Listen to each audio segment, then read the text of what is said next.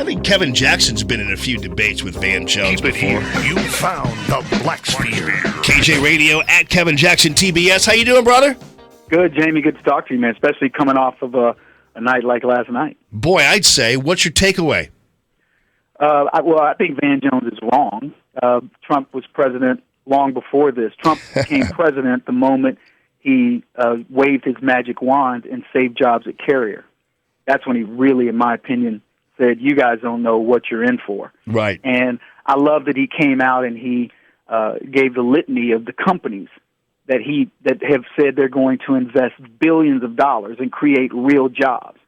I love that he stuck to the notion of, I made these promises, I've kept these promises. And then he, I would say less than passively aggressively, said that Barack Obama didn't. And I mean, he literally hit it out of the park at every turn. And the thing that I found most disgusting, besides these slimeball Democrats just, not standing at the right times or at all, was when he said, we started this thing to pay back, the victims of immigrant crime, and you could hear the, in the audience. Can you believe that? I mean, look, I'm going to make a prediction, Jamie. You're going to watch more Democrats in the next 2 years, leading up to the 2018, run like scalded swamp rats from the Democrat Party and towards Donald Trump than you've seen in the history of this country. This guy has it so mapped out. He is so focused on what needs to happen in this country, and we all get it. And they're still trying to figure it out. They're still trying to figure out the loss in the election, and it's funny to watch him like watching, I don't know, bunnies hump. It's just funny to watch these guys because they don't see what's happening in this country, and Donald Trump gets it, America gets it. And if you were watching that, especially if you're a Democrat, if you were watching that and you watched every time Donald Trump said something that was pro-America and those suckers sat on their butts, I will tell you, if that's your party, shame on you. Well, you know what? But to Wallace's point, though, in the end, I don't think it's a bad thing to say that he became the president of the United States last night because, first of all, we've been through weeks of protests and tumult and inability of Democrats and the left wing to accept the results of the election. And last night, I think, was the message that this guy isn't going anywhere. You better suck it up, Buttercup. And he was leading us out of the dark world of Barack. You didn't build that, Obama. You didn't build that. I mean, and somebody else made that happen. We're talking about Van Jones, not Chris Wallace. Right.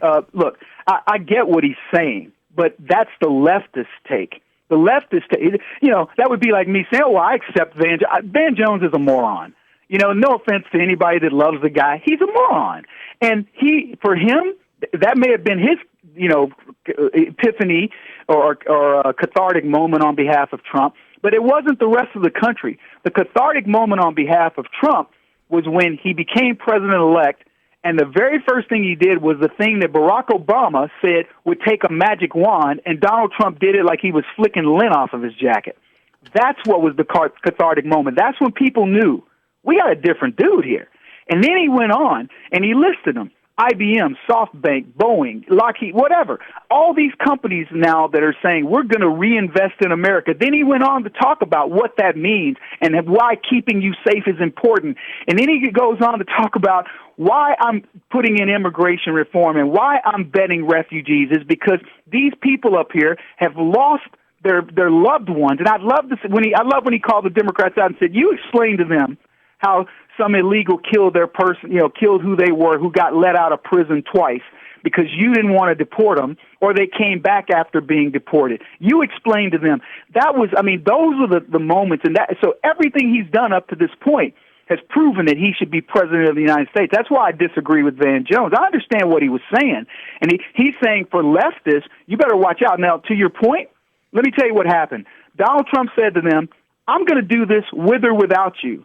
I'd rather it be with you, but screw you if you don't. Because I'm going to tell you, if you don't get on the Trump train, you're going to get run over by it. Yeah, well, I mean, and that's been clear even with his actions during the daytime, where he's rolling back EPA regulations and helping family farmers. And all these small little measures are really creating a lot of confidence with small businesses and other folks out there. And that's was, I think, a great takeaway from last night. And that is that we can see right now we've got somebody who is putting, obviously, America first, America's interested first, and to watch the Democrats. I love how he set them up when he talked about how he was going to be the president of the USA. And my job is not to represent the world. My job is to represent the United States of America. And he trapped the Democrats because they sat there on their asses. That's right. Alpha male. You know, you saw an alpha male and a leader versus a metrosexual pansy. And the difference couldn't be more radically clear.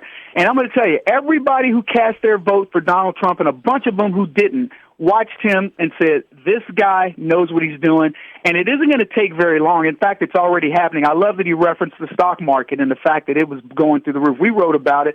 He actually beat Reagan's record from 1987 in terms of days, continuous days of the stock market going up. Never happened under Obama and never would have. So, I mean, look, he literally knocked it out of the park. It was a swift kick to the naughty bits of the leftists, and they deserved it. And anybody that wants to stick with the Democratic Party and watching those guys rest on their butts while Donald Trump talked about helping veterans and helping small businesses and helping the average American and making us safe, they should be ashamed of themselves. All right, we'll tune in Saturday night, 10 to midnight for the Kevin Jackson Show. Thank you, buddy.